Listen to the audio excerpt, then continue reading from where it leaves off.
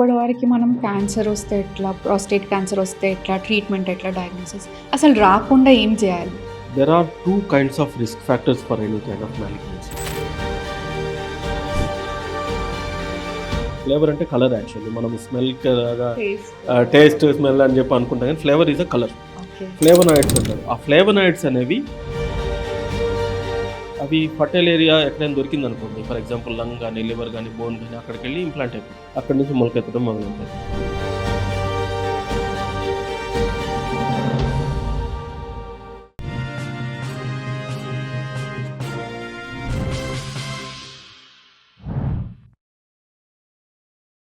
Your health, your story. Let's make it extraordinary. Hi, I'm Dr. Manasa Reddy. Today we have Dr. Rajesh Kumar Reddy Garu, uro-oncologist with us. Let's welcome him. Hello, sir. Hello, hi. ఎందుకు వస్తుంది blood and urine? అదొక sign కావచ్చు. కొందరి lifestyle అన్నీ బాగుండొచ్చు, food habits without smoking and all, but still they'll have blood and urine. The blood in urine is a symptom. అది most the cancer has to be ruled out. Other causes వచ్చేసి stone ఉంది, కిడ్నీలో కానీ అట్లా ఏమైనా stone ఉన్నా కానీ blood in the urine వస్తుంది. అప్పుడప్పుడు ఏమైనా ఇన్ఫెక్షన్స్ ఉన్నా కానీ బ్లడ్ ఇన్ ది యూరిన్ వస్తుంది. Just age related enlargement of the prostate ఉన్నా కానీ బ్లడ్ ఇన్ ది యూరిన్ వస్తుంది.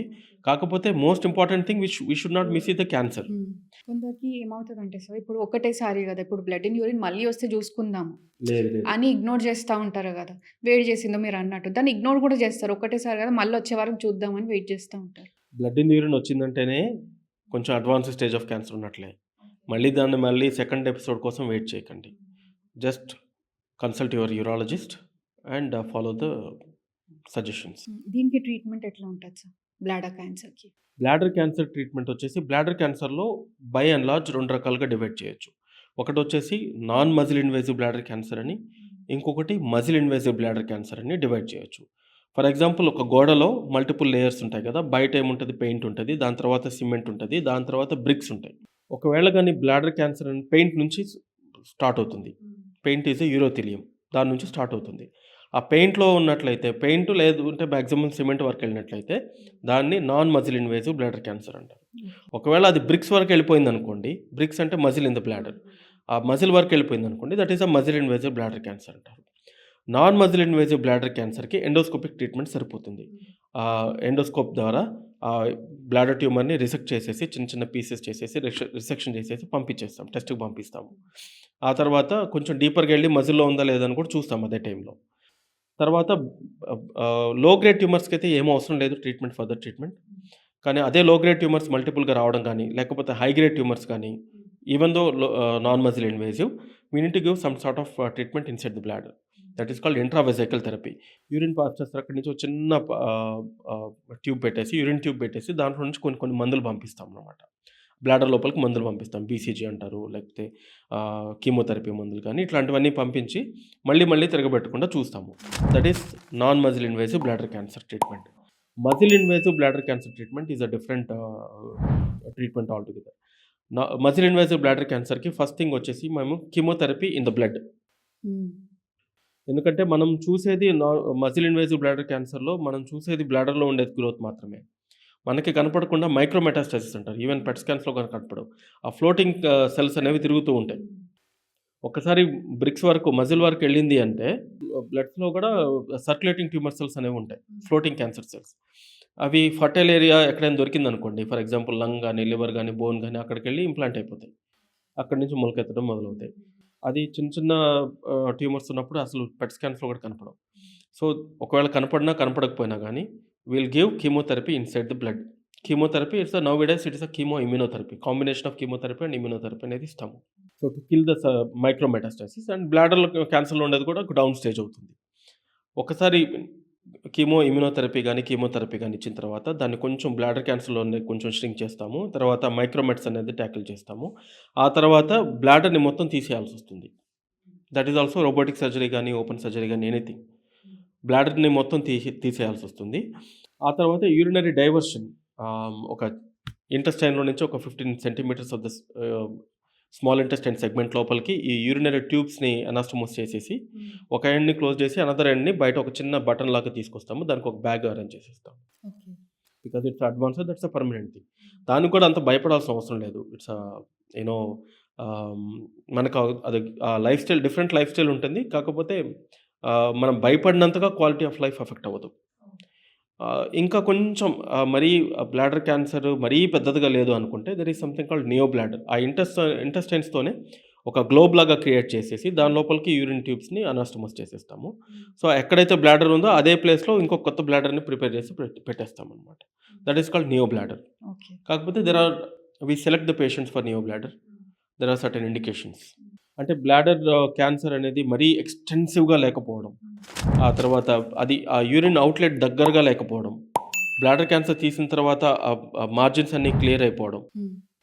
తర్వాత సంబడీ హూ కెన్ ఇనీషియల్‌గా ఏమవుద్దంటే ఒక చిన్న యూరిన్ ట్యూబ్ రోజు ఒక 4, 5 సార్లు పెట్టుకొని తీయాల్సొస్తుందనమాట. ఇనీషియల్‌గా అది కాంట్రాక్ట్ అది ఎంప్టీ చేయదు. ఓకే. కొత్తగా ప్రిపేర్ చేసిన నియో బ్లాడర్ అనేది మన బ్లాడర్‌లో ఉండే మజిల్ లాగా అది కాంట్రాక్ట్ చేసి యూరిన్‌ని పుష్ చేయదు. సో, ఇనీషియల్‌గా అది అలవాటయ్యేంత వరకు మనం కొంచెం ట్యూబ్ పెట్టుకొని యూరిన్ డ్రైన్ చేయాల్సొస్తుంది. దానికి విల్లింగ్‌నెస్ ఉండాలి. వాళ్ళకి దాన్ని యాక్సెప్ట్ చేయాలి. సో, అలాంటి వాళ్ళకి మాత్రమే నియో బ్లాడర్ అనేది చేస్తాము. Okay. But so young generation are most prone to bladder cancer. Is it true? It is a cumulative smoking for long standing smoking కాబట్టి యూజువల్లీ అగైన్ ఎల్డర్లీ వాళ్ళే వస్తారు. ఎల్డర్లీ మెన్ గాని, elderly women గాని వాళ్ళకే వస్తుంది bladder cancer కూడా. కాకపోతే youngsters are not immune to bladder cancer. They also can develop. So, వాళ్ళకొచ్చినప్పుడు కూడా treatment doesn't change. Same thing. ఇప్పటివరకి మనం క్యాన్సర్ వస్తే ఎట్లా? ప్రాస్టేట్ క్యాన్సర్ వస్తే ఎట్లా? ట్రీట్మెంట్ ఎట్లా? డయాగ్నోసిస్ అసలు రాకుండా ఏం చేయాలి? రాకుండా ప్రివెన్షన్ చేయడము వాటెవర్ యూరలాజికల్ క్యాన్సర్స్ యూరో అనేది చాలా important. There are 2 kinds of risk factors for any kind of malignancies. ఒకటొచ్చేసి మోడిఫైయబుల్ రిస్క్ ఫ్యాక్టర్ అంటారు. అనదర్ వన్ వచ్చేసి నాన్ మోడిఫైబుల్ రిస్క్ ఫ్యాక్టర్స్ అంటారు. మన చేతిలో ఉండేది మోడిఫైబుల్ రిస్క్ ఫ్యాక్టర్స్‌ని అట్‌లీస్ట్ మనం ప్రివెంట్ చేయండి. అంటే దాన్ని ఐడెంటిఫై చేయాలి. ఫస్ట్ థింగ్ వచ్చేసి as I told you it's smoking. స్మోకింగ్‌ని అవాయిడ్ చేయాలి. మీరు ఇప్పుడు గాని స్టాప్ చేశారంటే స్మోకింగ్ చేయడము 10 సంవత్సరాల తర్వాత దాని ఎఫెక్ట్ 25% తగ్గుతది. హ్మ్.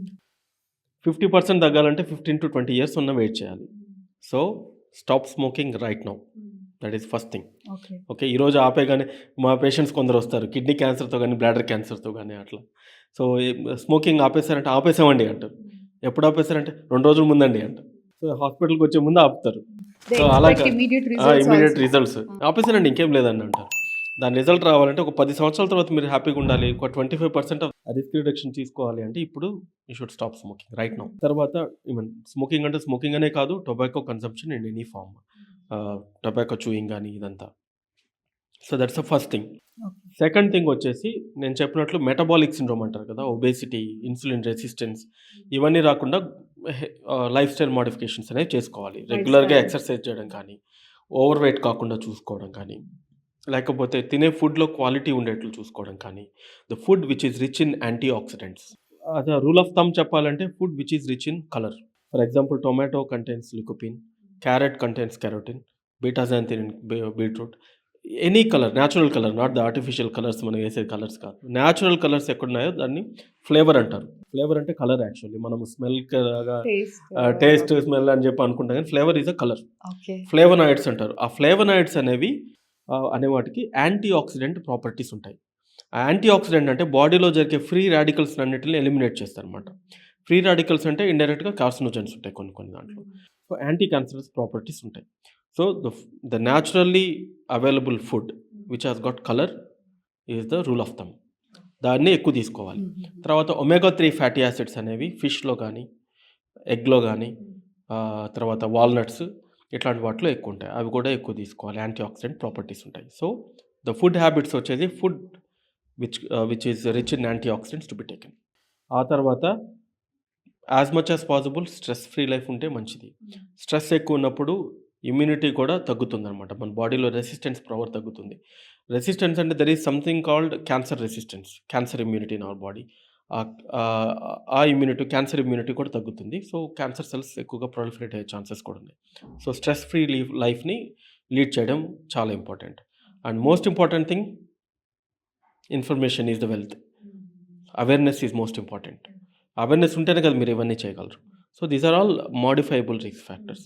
కొన్ని మన చేతిలో ఉండవు. నాన్ మోడిఫైబుల్ రిస్క్ ఫ్యాక్టర్స్ అంటారు. For example family history. You don't have any control on the family. You cannot choose your parents. And genetics ఇవన్నీ మీ కంట్రోల్‌లో ఉండవు. అలాంటప్పుడు ఏం చేయాలంటే, ఒకవేళ గాని ఫ్యామిలీలో రిలేటెడ్ క్యాన్సర్స్ ఉన్నంటే need not be for example prostate cancer ఉంటే పిల్లలకి ప్రాస్టేట్ క్యాన్సరే రావాల్సిన అవసరం లేదు. ఫర్ ఎగ్జాంపుల్ ఫ్యామిలీ హిస్టరీలో బ్రెస్ట్ క్యాన్సర్ ఉన్నా గానీ BRCA1 అంట. BRCA1, BRCA2 gene. ఆ జెనెటిక్ మ్యుటేషన్స్ ఉన్నప్పుడు ప్రాస్టేట్ క్యాన్సర్ వచ్చే అవకాశాలున్నాయి. ఈవెన్ బ్రెస్ట్ క్యాన్సర్ ఫ్యామిలీలో ఉంటే ప్రోజెనిలో ప్రాస్టేట్ క్యాన్సర్ వచ్చే అవకాశాలున్నాయి. కొలాన్ క్యాన్సర్ ఉన్నప్పుడు there is something called Lynch syndrome. ప్రోజెనిలో ప్రాస్టేట్ కానీ, బ్లాడర్ క్యాన్సర్స్ కానీ వచ్చే అవకాశాలున్నాయి. సో, అందుకని there are something called related cancers అనమాట. Breast cancer, prostate cancer, colon cancer, stomach cancer ఇట్లాంటివన్నీ కొన్ని రిలేటెడ్ క్యాన్సర్స్ ఉంటాయి. సో, మీ డాక్టర్‌ని అడగండి, ఆంకాలజిస్ట్‌ని అడగండి. లేదు అంటే జెనెటిక్ ఫిజిషియన్‌ని కలవండి. సో, వాళ్ళు మిమ్మల్ని గైడ్ చేస్తారు. నెక్స్ట్ ఏం చేయాలి? ఎట్లాంటి జెనెటిక్ టెస్ట్ చేయించుకోవాలి అని చెప్పేసి. సో, అవి చేసుకున్నప్పుడు ఏమవుతుందంటే in case for certain type of mutations ఉన్నప్పుడు వాటి కోసం స్క్రీనింగ్ ఎర్లీగా స్టార్ట్ చేస్తారు. For example PSA screening 50 years వరకు వెయిట్ చేయకుండా 45 ఇయర్స్‌కి, 40 ఇయర్స్‌కే స్టార్ట్ చేసేస్తాం. అప్పుడప్పుడు కొలనోస్కోపీ గానీ అట్లాంటివి కూడా ఎర్లీగా స్టార్ట్ చేస్తాం. స్కానింగ్స్ కానీ అట్లా కొంచెం ఫ్రీక్వెంట్‌గా చేస్తూ ఉంటాం అనమాట.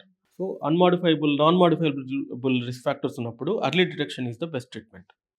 సో, సార్ మీరు ఎట్లాంటి మెసేజ్ ఇవ్వాలనుకుంటున్నారు మా వ్యూవర్స్ కోసం? టేక్ హోమ్ మెసేజ్ లాంటిది.